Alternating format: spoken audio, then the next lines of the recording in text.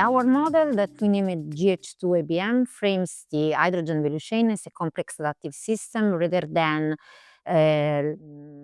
linear supply chain. This means that instead of assuming a linear and deterministic flow from production to consumption and end use, we frame the system as a dynamic system involving autonomous and heterogeneous agents interacting massively and simultaneously at the local level, letting the system to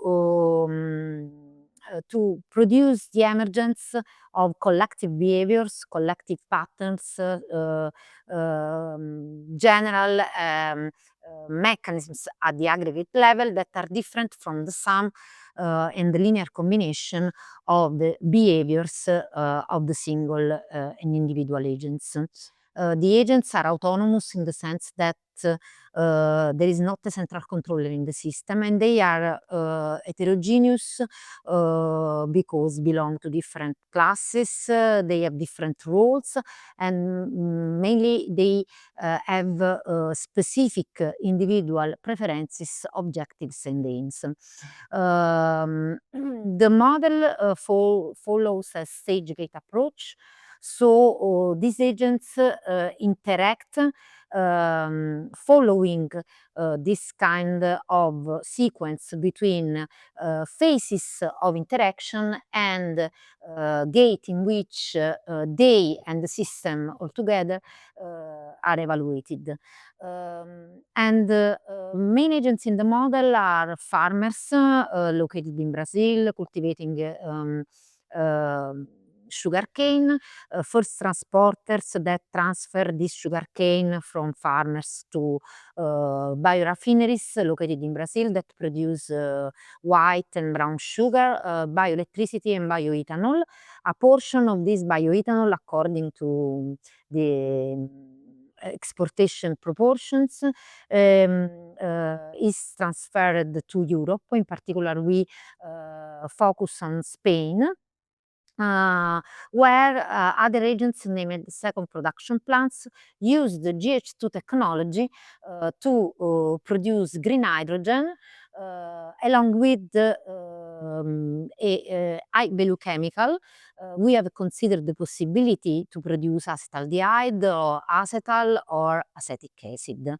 And the main mechanisms that are in place and that govern the interactions among the agents, and so the dynamic evolution of the value chain, refer to partner selection, link establishment, or regulation by certification entities of the green certificate exchange in a market of green certificates, and also the learning and exchange of knowledge among the agents. So agents interact according to these different mechanisms, and at the end by simulating the system under different scenarios and initial conditions, we can observe at the aggregate level what are the impacts that this evolution has on sustainability of the ecosystem, considering three different dimensions that are economic, environmental, and societal.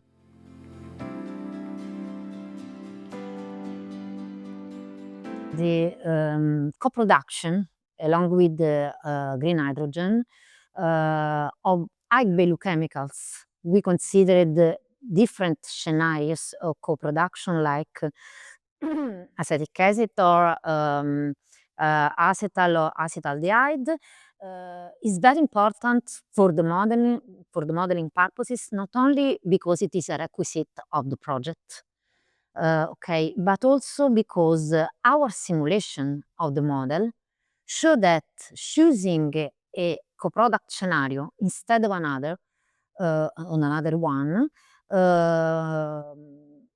matters not only in terms of technical elements, technical aspects, but matters in terms of impacts at the system level, For example, we have simulated different co-production scenarios with our model, considering the different behaviors of the agents, the different orientation of the stakeholders, and we have obtained as a result that the choice of a co-product instead of another one can affect the time horizon needed to answer to a specific demand of hydrogen. So making additional capacity able to accelerate the process of decarbonization. But also this choice affects the number of industrial facilities that are needed to produce green hydrogen together with high value chemicals. And this means that the choice of the co-product shapes the impacts of the hydrogen value chain and the way in which the hydrogen value chain can evolve in the future. Can make specific choices in order to collect the benefits coming from the choice of a co-production instead of another one. And finally, what is important is the different evolutions of the markets of the co-products we have analyzed. Because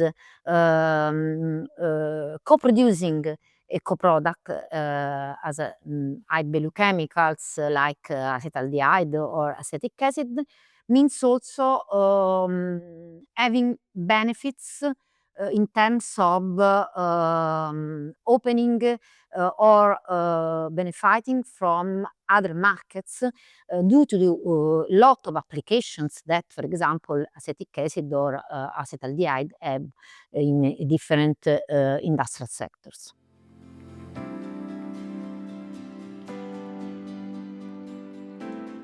We have selected according to available data and according to the interactions with the partners of the project and according mainly to the literature. We have selected some indicators by which we measure the sustainability orientation of the agents and of the system at the aggregate level with respect to the economic, environmental, and societal dimension. For example, from an environmental point of view, we analyze CO2 emissions of one solution with respect to another one, water consumption, energy consumption. With respect to the societal aspect, we focus on worked hour by employees or new jobs created. And from an economic point of view, we consider revenues, profits, and green certificate earnings. Okay. So the main mechanism capturing the relationship between environmental and economic impact of the evolution of the hydrogen value chain is the assessment of the hydrogen value chain and of the individual agents participating in the hydrogen value chain on behalf of certification entities and regulatory bodies that under specific conditions and requirements can issue green certificates to the agents, for example, farmers or biorefineries in Brazil in the sugar and bioethanol industry, or industrial plants that produce green hydrogen in Europe, according to some specific already existing frameworks for the evaluation and for the assessment that are, for example, RenovaBio in Brazil or Certify hydrogen in Europe. And agents that meet this requirement can be issued with these certificates and can then sell these certificates in a green certificate market collecting additional revenues and try to use these revenues to invest in R&D or to expand themselves, to create spin-offs or to do other important activities that increase the business of the agents and also the sustainability level of the agents. If they fail in meeting these requirements, they have to buy certificates in order to continue to operate from the other agents in the system or are penalized economically. So this is the main mechanism, not the only one, but the main mechanism by which we consider the mutual relationship between environmental and economic impacts.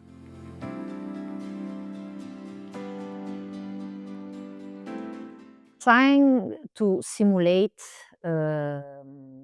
some scenarios using secondary data coming from already available projects of hydrogen valleys in Europe, in particular in Spain. We have identified some potential new scenarios to be evaluated, and so I can outline this one as potential elements of attention for stakeholders and for policymakers. First of all, implementing the GH2 technology, but not only GH2 technology, any other technology for green hydrogen production that is available on the market and on the landscape, on the technological landscape, means considering also the availability of land. Okay? For example, solutions that use photovoltaic fields need the sun and need land to operate these photovoltaic fields that power electrolyzers and so on. Also in the case of GH2 technology, and the hypothesis we made according to the general process of green hydrogen production, we have to consider the land use for cultivation of biomass and land use for the installation of reactors. So, complementarities among other solutions and comparison among them have to be considered in order not only to the efficiency and economic outputs, but also in terms of land availability in a specific place, for example, Spain, rather than Italy and so on. This is the first point. The second point is related to the possibility to produce high-value chemical co-products, because there will be an evolution of the markets of these co-products. So this is another important point for the model and for considering benefits, the advantages of producing green hydrogen with GH2 technology with respect to another one. And the last aspect I'd like to highlight refers to dynamic changes in the certification frameworks and regulatory requirements. This is one of the dynamics that will mostly affect the behavior of the hydrogen value chain and the impacts of the system. So it is an important point not only for stakeholders and agents participating in the hydrogen value chain prospectively, but also for policymakers.